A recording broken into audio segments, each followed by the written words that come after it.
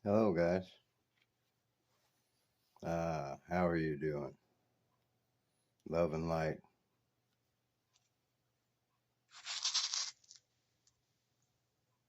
There was a figurine found, Babylonian, northern Babylonia, pierced with a thorn of a date palm. As described, a regular feature of anti-witchcraft rituals is the use of substitute figurines representing the warlock and witch. A number of prayers explicitly justify the use of figurines with the fact that the warlock and witch themselves were not present during the performance of the ritual. Usually the rituals, in line with the rhetoric of the incantations, use pairs consisting of a male and female figurine. Often the rituals prescribe employing a whole series of such pairs of palm-sized anthropomorphic figurines, with each pair made of a different material such as clay, tallow, or wax. Since the identity of the witches represented by the figurines was unknown, there was no need to confirm the efficiency of the ritual by seeing fellow humans suffer. This is greatly superior to European witch trials, where actual humans suffered abundantly. Burning and burying were the most common ways of destroying the figurines, and ritually killing the sorcerers representing them. The final destruction of the figurines was often preceded by other actions, such as twisting their arms behind them to symbolize their imprisonment.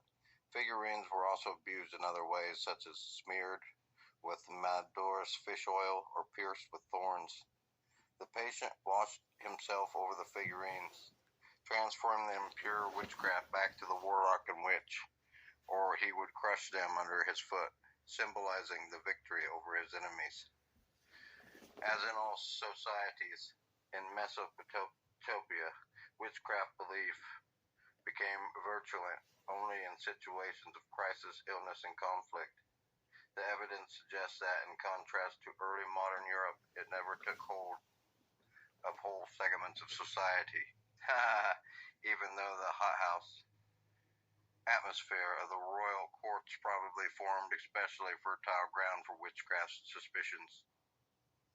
The apparent absence of large-scale witch crazes from Mesopotamian history, and with it the virtual absence of legal documents referring to witch trials, may be explained by two factors.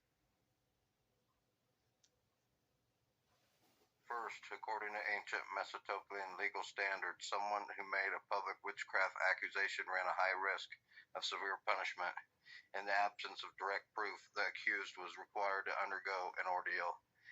If he was cleared by the ordeal, the accuser was treated as if he had brought a false charge and was executed, thereby suffering the punishment that would have been imposed on someone found guilty of practicing witchcraft. A second factor that limited the public impact of witchcraft suspicions is that the anti-witchcraft rituals themselves were never delegalized. Get the crap out of And me. labeled as illegal magic during Mesopotamian history.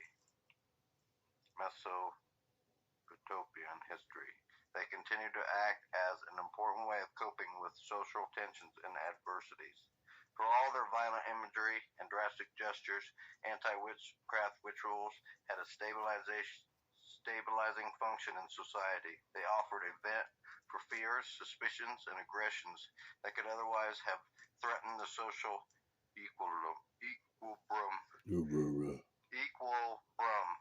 In this way, too, ancient Mesopotamia seems far more advanced than early modern Europe. You think?